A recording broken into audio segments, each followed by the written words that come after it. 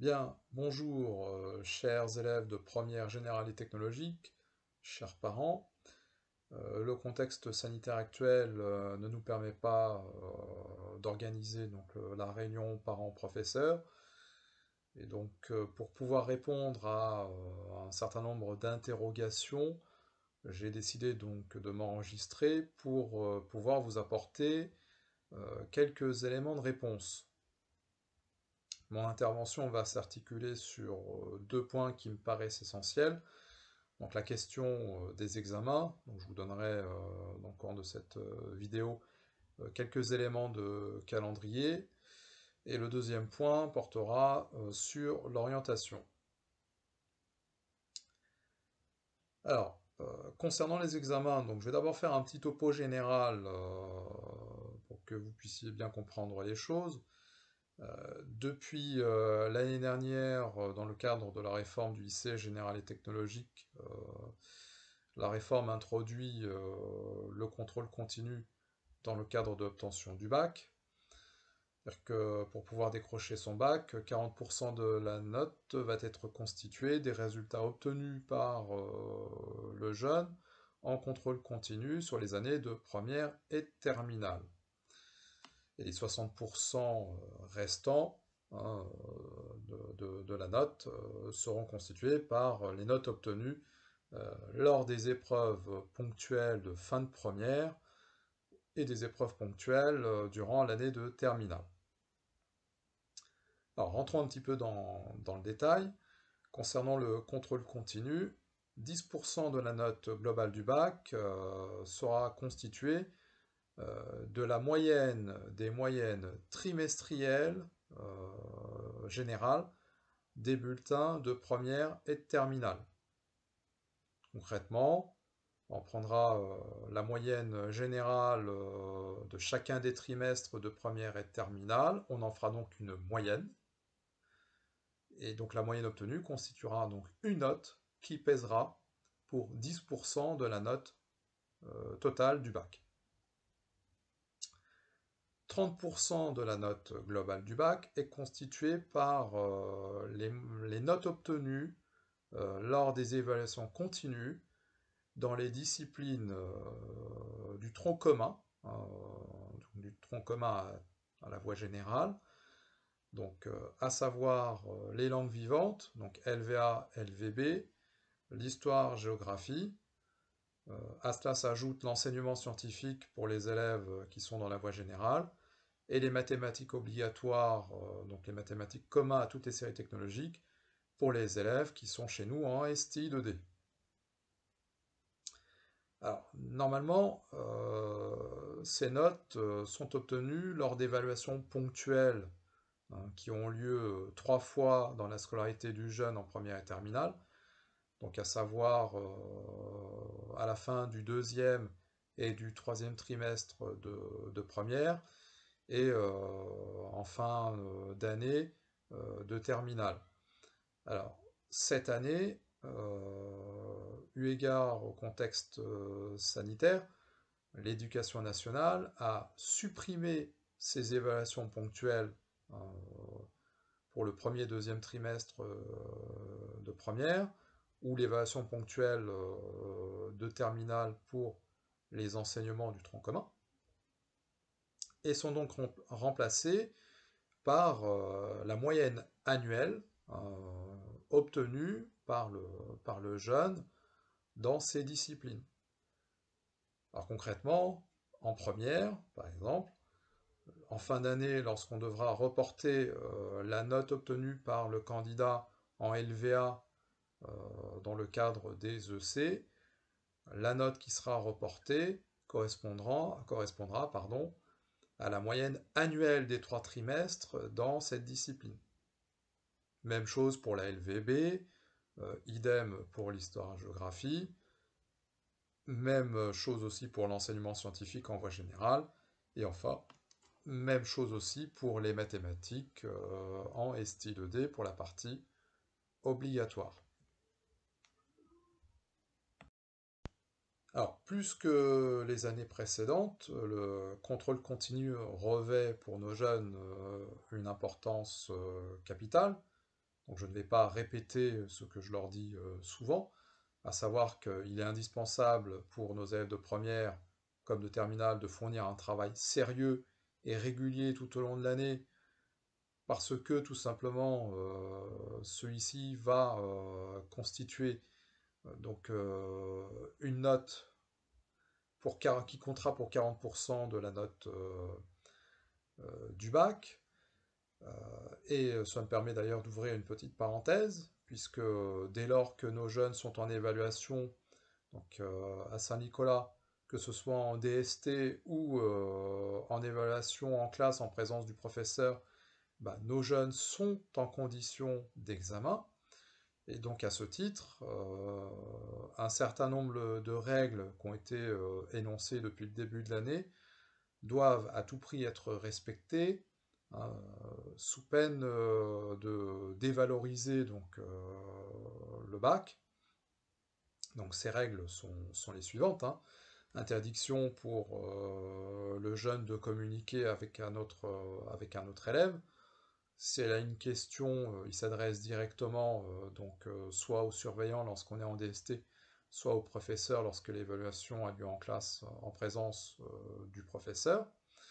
Interdiction d'avoir à portée de main le téléphone portable ou la montre, montre connectée ou non. C'est-à-dire que ces objets doivent être rangés dans le sac, hein, donc ils ne doivent pas être sur le candidat. Et donc toute transgression de ces règles entraînera l'attribution de la note de 0 à l'évaluation, ainsi que, alors là ce sera en fonction, à la libre appréciation de la situation, ainsi qu'éventuellement une ou deux journées d'exclusion.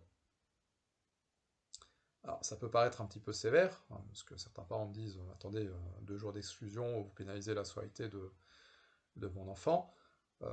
Sachez que dans les conditions d'examen, le jeune risque d'abord de ne pas décrocher son bac, hein, donc il se verrait interdit de passer des épreuves pendant une durée pouvant aller jusqu'à 5 ans. Donc non seulement ne pas passer son bac, mais aussi ne pas pouvoir passer les concours de la fonction publique, ainsi que le permis de conduire. Sachez que voilà, la fraude est un délit, et que ce délit est inscrit dans le casier judiciaire de votre enfant. Donc ce n'est quand même pas rien. Voilà, parenthèse que je referme concernant les examens. Alors, reste évidemment les 60% restants, hein, de la note du bac. Donc, en première, le jeune va passer 2 épreuves ponctuelles en fin d'année. Donc, l'écrit de français. Donc, vous pouvez retenir la date du jeudi 17 juin après-midi, où chaque jeune de première, générale ou technologique, passera son écrit de français. Donc une épreuve d'une durée de 4 heures. Le jeune sera aussi convoqué pour passer un oral de français. Donc l'oral se déroulant entre le 22 juin et le 2 juillet. Donc c'est une convocation qui sera remise à votre enfant par l'intermédiaire de l'établissement. Le jeune sera convoqué donc dans un autre établissement devant un jury un professeur de français que votre enfant n'a pas en classe. Voilà, ça c'est la maison des examens qui l'organise, donc il n'y aura absolument pas possibilité de modifier, par exemple, la date et l'horaire de l'oral de français. En terminale, votre enfant passera 2 épreuves de spécialité dans le courant du mois de mars.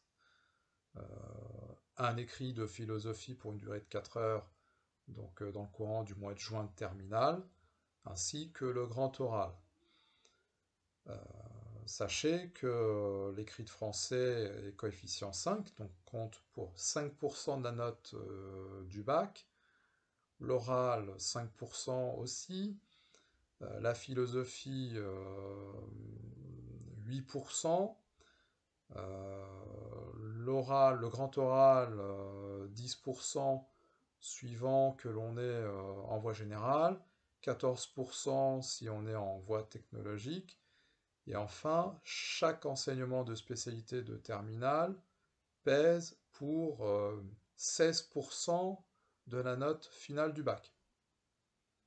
Donc si vous additionnez les deux enseignements de spécialité, la philosophie, l'écrit et l'oral de français, ainsi que le grand oral, ça fait 60% de la note totale du bac.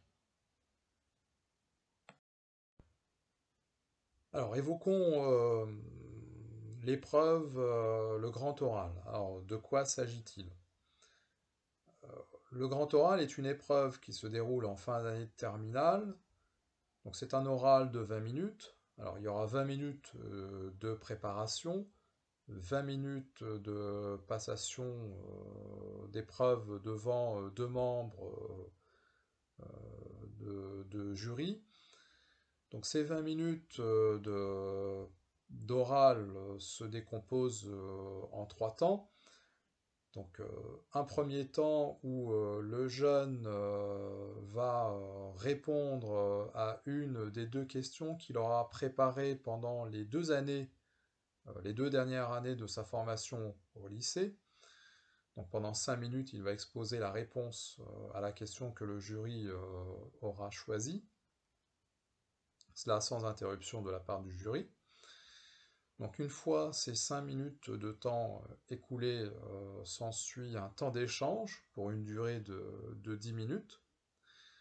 Donc ce temps d'échange va permettre au jury, aux deux membres de jury, de pouvoir mesurer la qualité et la profondeur des connaissances acquises par le jeune durant ces deux dernières années de formation, de pouvoir aussi apprécier les qualités du candidat concernant la maîtrise de l'oral, hein, de la langue française. Donc vont être prises en compte le débit de parole, le vocabulaire employé, la syntaxe, la gestuelle, la capacité du jeune à argumenter, à convaincre, à prendre en compte les questions posées par le jury. Donc vraiment, on évalue les compétences orales du candidat. Donc on prend aussi bien en compte le fond, donc le contenu hein, de l'oral, que la forme. Hein. Donc on prend en compte l'aisance du jeune à s'exprimer à l'oral. Donc ça c'est le deuxième temps, pour une durée de 10 minutes. Et il y a enfin un troisième temps, d'une durée de 5 minutes, où là il va y avoir un échange lié directement à l'orientation du jeune. Autrement dit, le jeune va devoir expliquer pourquoi il a choisi de répondre aux deux questions qu'il a préparées durant ces deux dernières années de formation. Donc pourquoi a-t-il choisi tel ou tel enseignement de spécialité? Qu'est-ce qu'il envisage de faire dans le post-bac, hein, après son bac? Pourquoi telle école? Pourquoi telle filière? Quelle relation existe-t-il entre la filière qu'il envisage et les enseignements de spécialité qu'il a suivis durant sa scolarité de première et de terminale? Quelles sont les démarches qu'il a entreprises pour le post-bac? A-t-il fait des journées portes ouvertes? A-t-il suivi des stages? S'est-il formé sur telle ou telle notion? Donc on évalue vraiment le parcours de formation du jeune dans sa globalité.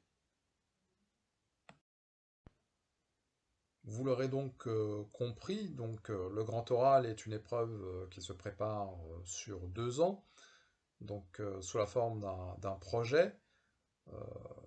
Le jeune donc élabore deux questions relatives à deux problématiques, hein, deux questions qu'il va tenter de répondre au cours de ces 2 années de formation. deux questions donc, qu'il présentera devant le jury d'examen. Alors le jury il est constitué de deux enseignants, hein. Un enseignant d'une des spécialités du candidat et un enseignant d'une matière du tronc commun, qui peut être un professeur de philosophie, de français, de langue vivante, voire de PS, enfin, peu importe. Et donc lorsque le jeune va passer le grand oral devant ce jury, donc le jury choisit une des deux questions que le candidat a traitées tout au long des 2 dernières années de formation, donc de première et de terminale. Voilà concernant le grand oral. Alors évidemment, comme le grand oral est une épreuve nouvelle pour tous nos jeunes de première et terminale, euh, pour tenter d'accompagner au mieux nos jeunes à la salle Saint-Nicolas, euh, nous avons décidé, enfin la direction a décidé d'offrir à chaque élève de terminale une demi-journée de formation pour la préparation du grand oral, sur notamment la forme, hein. C'est-à-dire qu'on va permettre aux jeunes d'acquérir des compétences concernant l'expression orale. Donc, leur donner des clés sur comment, comment convaincre, comment argumenter, comment prendre en compte les questions euh, du jury, des techniques, acquérir des techniques sur la gestuelle, comment maîtriser son débit de parole, comment maîtriser l'intonation de sa voix, hein. Donc tous ces éléments-là qui vont être apportés par des professionnels, hein, on le mettra à disposition de nos jeunes au cours d'une demi-journée de formation qui se déroulera donc fin mars. Donc formation à destination des élèves de terminale, donc, ce qui signifie que votre enfant l'année prochaine pourra, s'il reste évidemment à Saint-Nicolas, pourra en bénéficier. Voilà concernant la partie examen. On va donc maintenant aborder la question de l'orientation. Alors j'ai déjà donné quelques éléments de réponse, à savoir qu'il va y avoir un premier point d'étape concernant les élèves de première. Donc dans le courant du mois de mars, les élèves qui suivent 3 enseignements de spécialité en première vont devoir m'informer de la spécialité qu'ils abandonnent en fin de première, et donc des 2 spécialités qu'ils retiennent pour la suite de leur scolarité. Alors j'insiste sur les enseignements de spécialité.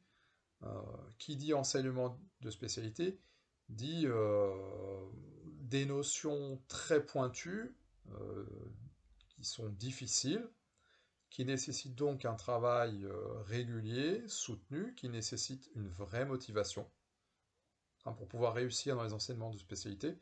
Je dirais même qu'il faut être passionné par les spécialités que l'on a choisies. Donc concrètement, un jeune qui choisirait par exemple histoire, géographie, géopolitique, sciences politiques, s'il ne lit pas des revues ou des périodiques, s'il ne s'intéresse pas à l'actualité nationale et internationale, il aura toutes les peines du monde à réussir dans cette spécialité. Un élève qui choisit la spécialité mathématiques ou la spécialité physique-chimie, s'il n'est pas vraiment passionné par les mathématiques ou la physique-chimie, hein, s'il n'en fait pas très régulièrement tous les jours, il aura du mal à réussir dans cette spécialité. Donc la deuxième étape concernant l'orientation, ce sera donc dans le courant du mois de mars, non pardon, dans le courant du mois de janvier de l'année terminale, où chaque jeune de terminale va devoir s'inscrire sur une plateforme donc, que vous connaissez, hein, donc c'est la plateforme Parcoursup, où le jeune va devoir émettre des vœux d'orientation post-bac. Alors qu'on demande une école d'ingénieur de commerce, d'art, une licence ou encore une classe préparatoire, toutes les filières post-bac sont sélectives. Et donc, qui dit sélectivité dit forcément critères de sélection. Donc abordons un petit peu ces critères. Donc le premier critère de sélection est l'attitude du jeune qu'il a dans les différentes disciplines. Donc un élève qui négligerait une ou plusieurs disciplines, qui n'aurait pas une attitude, un comportement en adéquation avec ce qu'on attend de lui, donc au lycée, très clairement son dossier sera mis à la poubelle.